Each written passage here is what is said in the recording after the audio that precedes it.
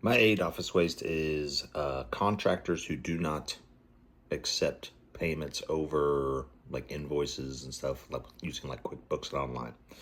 Uh, that leads to an overproduction. They want their money right away and they want it in a paper check. And that is very antiquated. And that leads to a transportation waste. I'm having to send Hugh to go meet somebody if I'm out of town.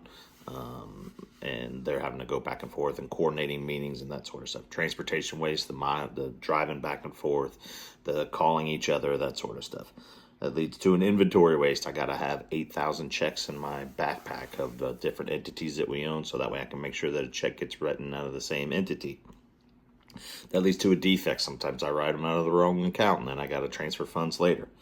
That leads to over processing, right? So I'm having to keep doing that over and over and over again, when if they just set up some sort of online bill, I can do it directly through that. That leads to emotion waste, right? People walking to their cars, walking back, driving to places, that sort of thing. Waiting. I don't know if you know this, but contractors aren't the most time sensitive people, so they'll sometimes say I'll meet you at 7, and then it turns into 7:30 and 8 and 8:30 and that sort of stuff. That leads to a wasted employee genius.